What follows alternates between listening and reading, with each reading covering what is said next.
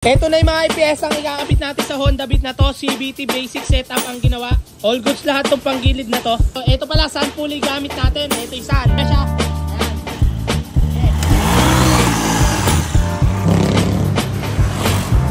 Hey! Nagkahila naman na siya kaysa kanina. Gago!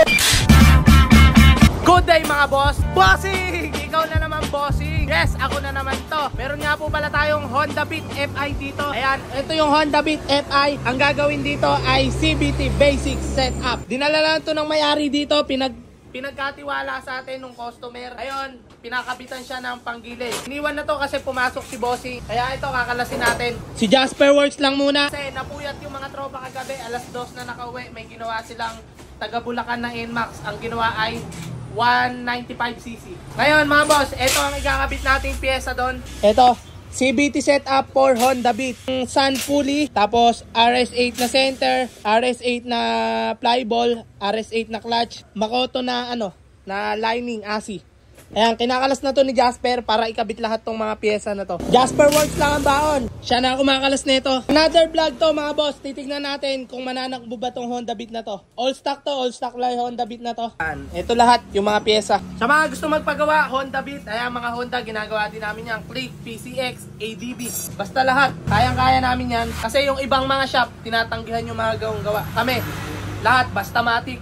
Pasok dito sa shop namin. Ito na yung mga ipiyesang ikakabit natin sa Honda Beat na to. CVT basic setup ang ginawa. All goods lahat tong panggilid na to. RS8. Ang gilid niya lahat. Ayan, stock na yan. Stock na stock yan. Stock bell, stock pulley, stock flyball. Ayan, napakarumi pa nga po ng panggilid niya. Ngayon, lilinisin lang yan ni Jasper bago ikabit muna lahat tong mga bagong mga pyesa. CVT set yan Nakalas na ni Boss Jasper yung buong panggilid niya. Ayan, sobrang higpit, sobrang tigas nung bell niya. Ito na yung mga pyesa nating ikakabit sa kanya. Tapos ito yung stock parts na binaklas ni Jasper. Ayan, linis time, CVT cleaning, papa. Para pag kinabit lahat, malinis lahat ng mga pyesa.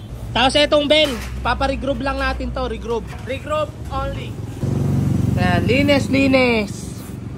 Yun mga boss, ito na ikakabit natin sa Honda Beat na to. Itong panggilid na to. Ito pala, sun pulley gamit natin. Ito yung sun. Tapos may kasama na siyang bushing. Tsaka may kasama na rin na tuning washer. Ito lahat yon. Kaya kayo, magpanggilid na kayo para lumakas yung motor ng Beat FI nyo. Kayong mga Honda Beat lovers. Wala mga boss, etong Makoto na lining na to na pang Beat FI, may kasama na siyang clutch spring. Pero malambot lang to, nasa 800 lang yung RPM na to.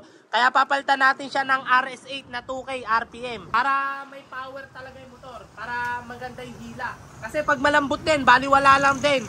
Kaya palitan natin siya ng bago. Naikabit na natin yung 2K na clutch spring niya na RS8. Ayan, naikabit na natin siya. Tapos yung bola, ito na rin. Ang nilagay natin bola dito ay 12 grams na RS8. Para goods na goods humila at dumulo. Ito na mga boss, nakasalpak na yung buong panggilid niya. Ayan na yan, yung panggilid niya. Bago yung pulley, bago yung lining, flyball, tsaka clutch spring. Tsaka ito yung center.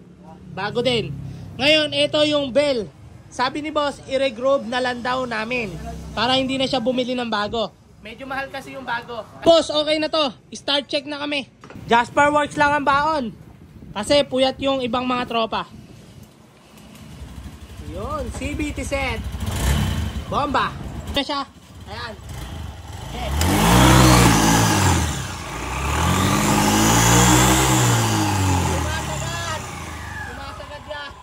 Sumasagad yan mga boss.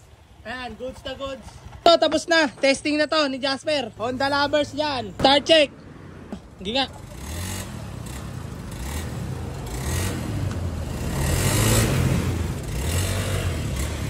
Goods na humila re. Jasper testing.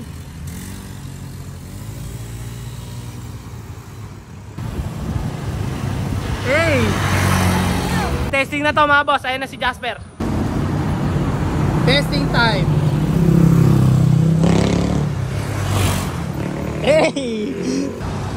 All goods na to, stock pipe. Ano? Okay ba humila? Pa-testing nga. Tayo naman testing kung maganda humila.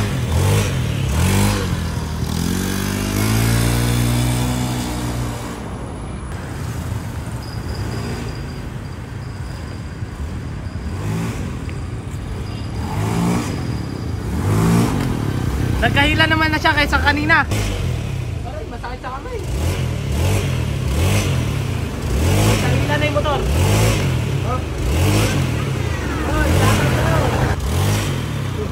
All good sa to. Okay na yung motor na to. Tapos na.